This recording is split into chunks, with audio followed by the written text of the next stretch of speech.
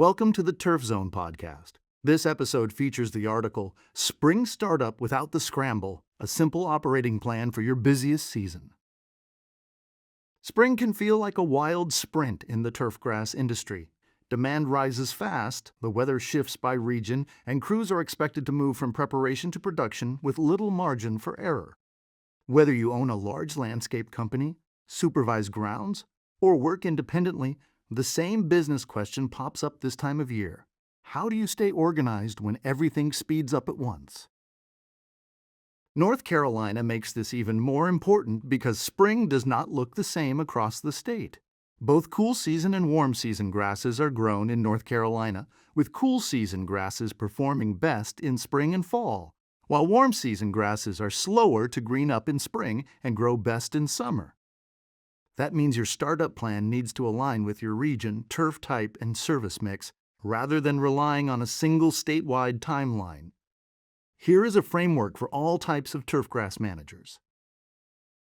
1. Set your spring capacity before you fill the calendar. A full schedule doesn't always mean a profitable schedule. Start by estimating what your team can realistically handle each week based on labor hours, travel time, equipment availability, and the complexity of your work. For a sports turf manager, this may mean planning field preparation windows around game schedules and weather. For a landscape business owner, it may mean separating recurring maintenance from installation work so one category does not disrupt the other. For an independent operator, it may mean limiting new clients until recurring customer routes stabilize.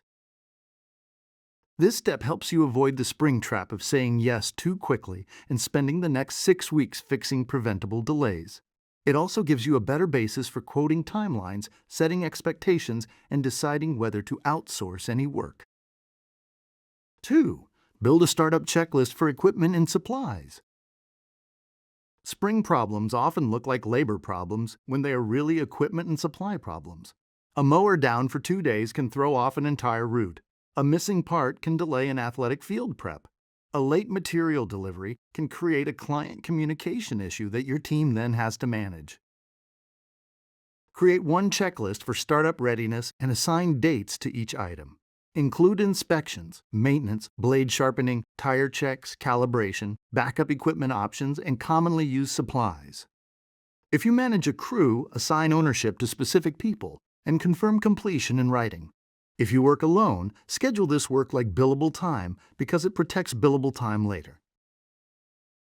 The goal is not perfection. The goal is fewer surprises when everyone needs service at once. 3. Standardize your onboarding before hiring pressure hits. Many businesses wait until they are short-staffed before considering training. Spring is the worst time to build onboarding from scratch. A simple onboarding process can help new hires become productive more quickly and reduce the burden on your strongest crew members. Keep it practical. Focus on safety, equipment basics, site expectations, communication standards, and what good work looks like in your operation. For sports turf settings, include event day expectations and the chain of communication. For landscape crews, include job site photos and quality examples. For independent operators who occasionally bring in help, use a one-page field guide that outlines your process and customer standards. Education is one of the strongest retention tools available because it helps people build confidence and feel invested in their work. It also protects quality when the pace increases. 4. Protect your schedule with proactive client and stakeholder communication. Spring startup gets harder when communication becomes reactive. A short round of outreach before your busiest stretch can prevent many avoidable issues. Confirm service windows, clarify what is included, and explain what may shift due to weather or field use. For sports turf professionals, this can mean a quick preseason update to athletic directors, coaches, or facility contacts about timelines, field conditions, and scheduling limits.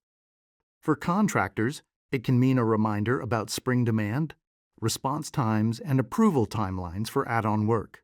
For independent operators, it can mean confirming your route days and the best way to reach you for non-urgent requests. Clear communication reduces interruptions and helps people understand that good turf outcomes require planning, timing, and patience. 5. Track a small set of weekly numbers. You do not need a complex dashboard to run your spring startup well. You need a short list of numbers that tells you whether your plan is holding up. Pick metrics that align with your role and review them weekly. Examples include labor hours scheduled versus labor hours worked, completed jobs or field tasks versus planned, equipment downtime, callbacks or rework, weather delays, material usage on high-volume items, outstanding approvals or invoices. These numbers help you spot problems early. If labor hours are running high every week, your route density or staffing plan may need adjustment. If callbacks spike, training or quality checks may need attention. If equipment downtime keeps increasing, preventive maintenance may be slipping. 6. Build your plan around your market, not a generic template. The turf and landscape industry is broad, and that matters for business planning.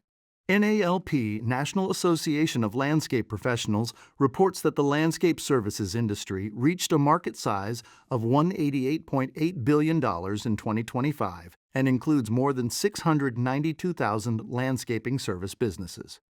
That scale reflects a wide range of business models, from solo operators to larger firms, along with very different customer expectations across markets. A startup plan that works for a municipal sports complex may not fit a residential landscape route. A plan that works in one region of North Carolina may need adjustment in another. The NC State Extension puts it plainly: no one type of grass is best suited to all situations. The same principle applies to operations. Build your plan around your turf, clients, team, and region. A practical spring takeaway. Spring will always be busy. While we can't remove the pressure, we can reduce preventable chaos. A simple operating plan can do that. Set your capacity, prep equipment early, standardize onboarding, communicate before problems start, and track a few meaningful numbers. These steps require intention, and they pay off when the season starts moving faster than expected. In a profession built on timing, spring success often starts before the first rush arrives. You have been listening to the Turf Zone podcast. Follow the Turf Zone on X, Facebook, and LinkedIn for all things turfgrass, featuring podcasts, magazines, events, and more. Visit www.theturfzone.com for more.